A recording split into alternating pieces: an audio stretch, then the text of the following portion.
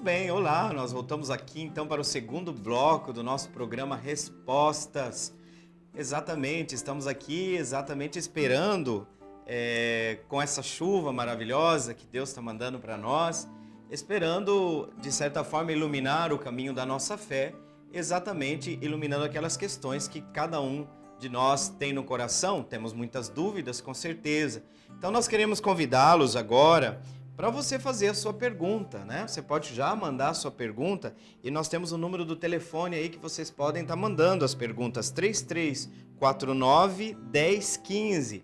Praticamente nós temos aí meia hora do nosso programa para a gente estar respondendo estas perguntas que você está trazendo, né?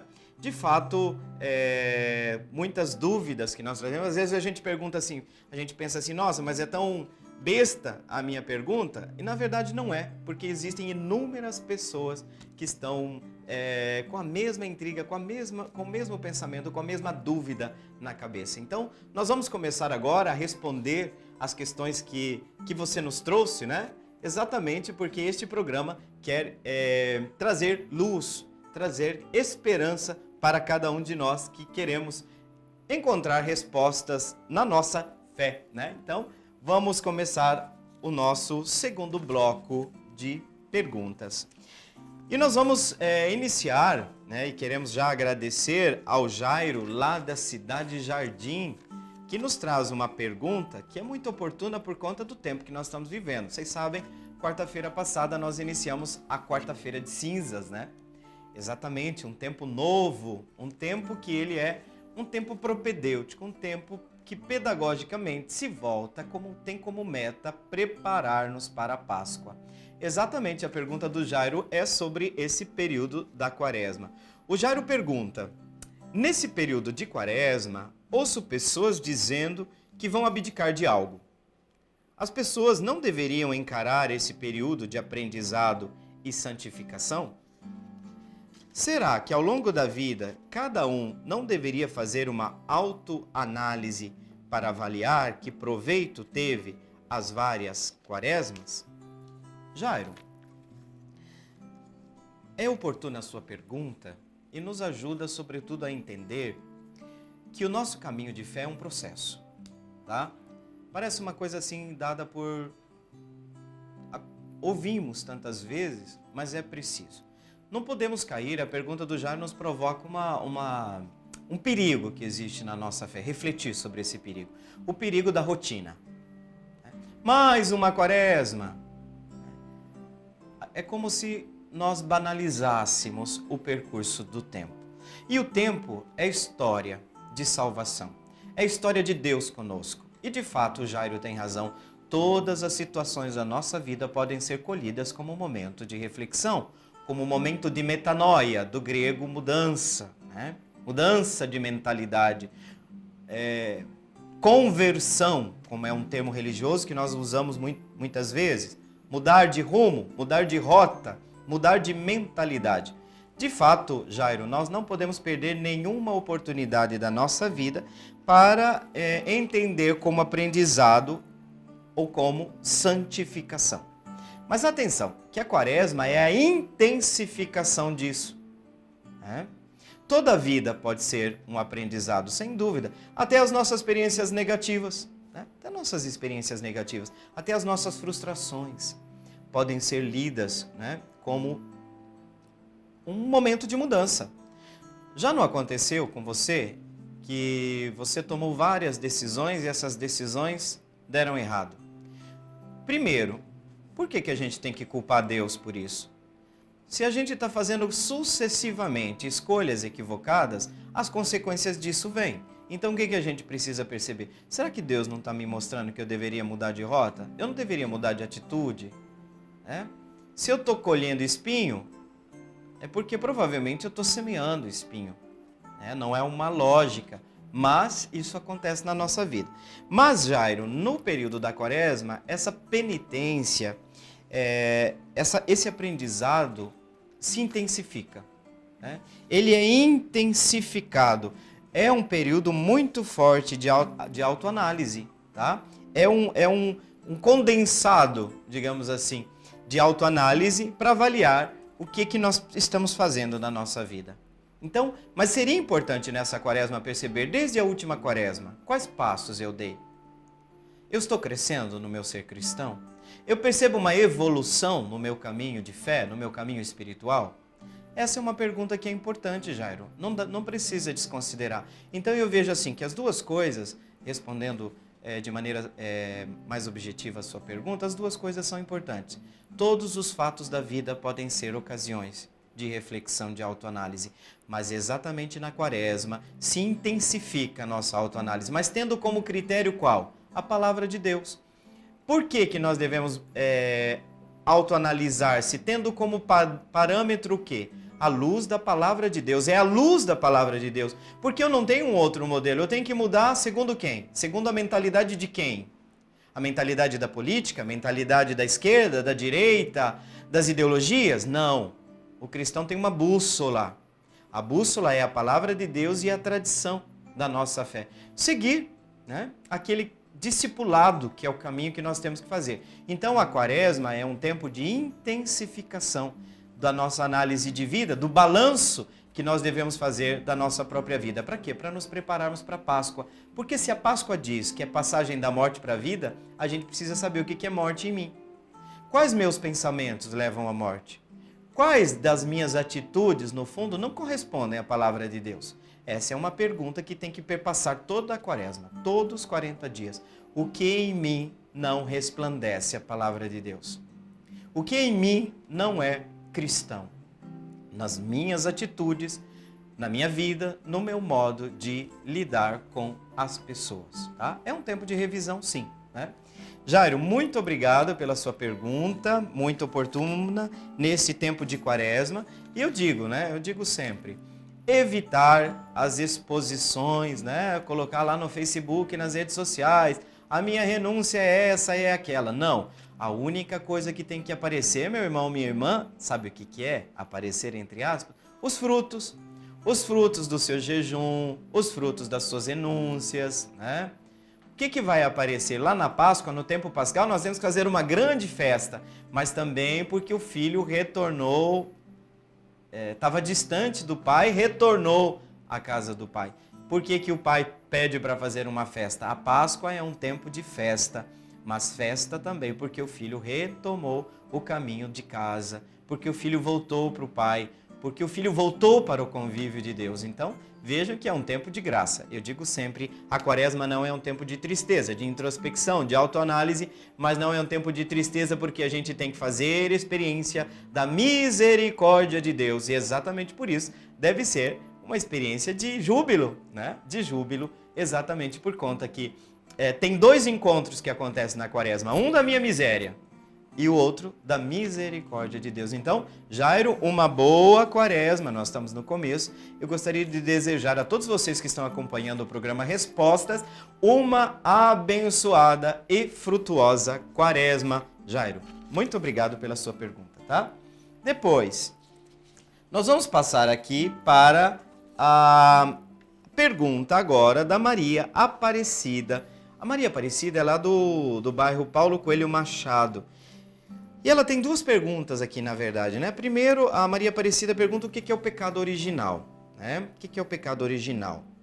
E depois, a Maria Aparecida pergunta qual que é a diferença entre o pecado venial e o pecado mortal. Pecado original. O pecado original, nós temos que trabalhar primeiro a ideia de origem. Significa que esse pecado remonta ao início. Num determinado momento da história da humanidade, o ser humano optou por opor-se a Deus, desobedecer, sentir-se autônomo, mas essa autonomia é entendida como isolamento de Deus. Esse é o pecado das origens. O que significa esta origem? O pecado original significa exatamente que este não dado a Deus, né, ao seu projeto, no início da história da humanidade, é experimentado nas suas consequências durante todo o restante da história da humanidade. Todo ser que vem a este mundo, ele é marcado por este pecado, pelas consequências desse pecado. Então diríamos, não pode ser confundido o pecado original como se fosse algo próprio da natureza humana, tá? Porque se é um erro da natureza humana, nós saímos da fábrica com defeito. Se você disse, eu digo, olha, nós somos pecadores por natureza.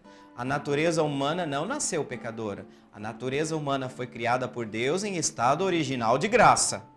Essa é uma das coisas que a gente esquece. Lá no início, Deus nos criou o estado original da natureza humana em estado de graça. Não saímos com defeito da fábrica.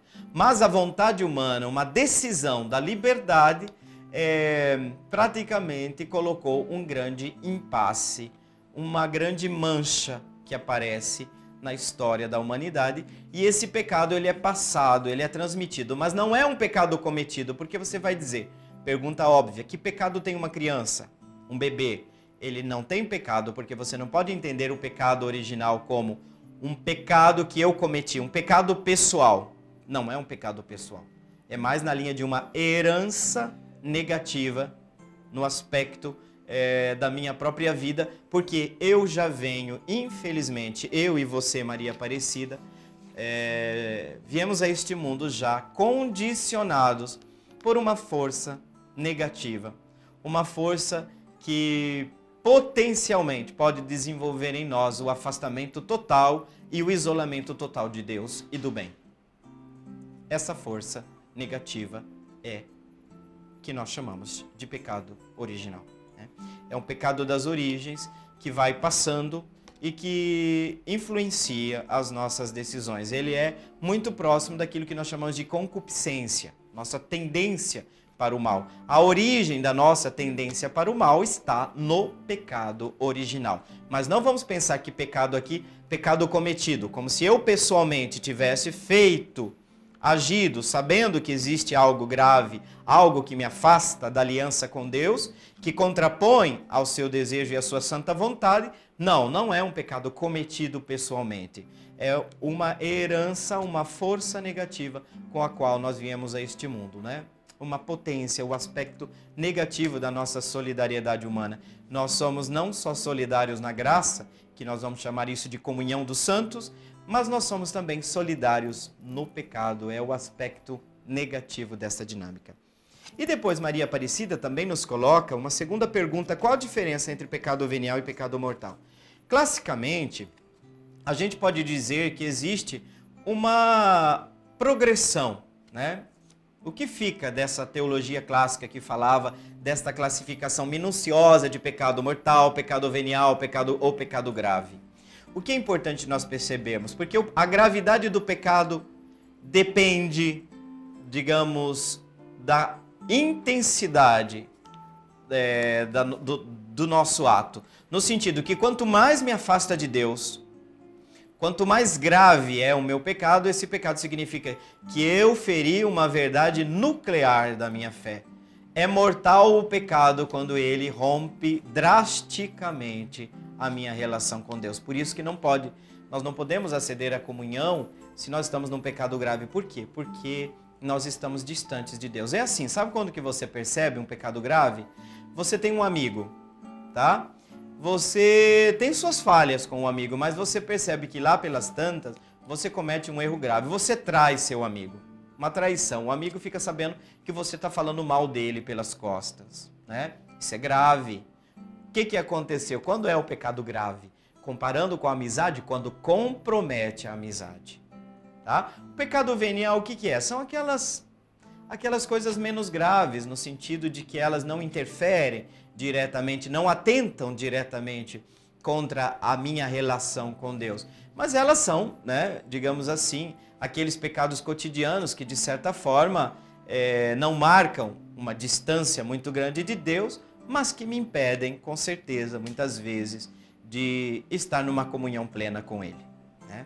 Então nós temos que evitar o pecado sempre, evitar tudo aquilo que faz mal para mim, faz mal para o outro e faz mal para a minha relação com Deus. Então a gravidade do pecado depende exatamente disso, da intensidade. Objetivamente, vamos supor, objetivamente um pecado é grave, matar. Eu sei que isso é pecado, né? O adultério e inúmeros outros pecados que pela sua gravidade o ato em si já demonstra que a minha alma, que o meu espírito, que o meu ser está distante de Deus, está isolado da sua graça. Quanto mais grave o pecado, mais ele me isola, mais ele me distancia de Deus. Quanto menos me distancia de Deus, menos grave é este pecado. Então nós podemos falar de uma progressão na realização desses pecados. Eu acredito que dessa teologia dos pecados clássicas, fica para nós que nem todo pecado tem a mesma intensidade. Ele vai depender do quanto ele me afasta ou do quanto da intensidade do afastamento de Deus que causa, no caso, este mesmo pecado, né? Porque o pecado faz mal. O pecado é assumir na minha vida um distanciamento que rompe a minha amizade, a minha relação primeiro com Deus e na sequência na relação comigo mesmo e também com as pessoas. E hoje se fala muito também que estraga também a minha relação com o mundo criado, com a criação. Muito bem, Maria Aparecida, muito obrigado pela sua pergunta e nós vamos agora para o nosso intervalo e daqui a pouquinho nós voltamos para o nosso terceiro e último bloco do programa Respostas. Então você pode nos chamar, continuar fazendo suas perguntas pelo telefone 3349-1015. Permaneça aí, já já nós estamos voltando.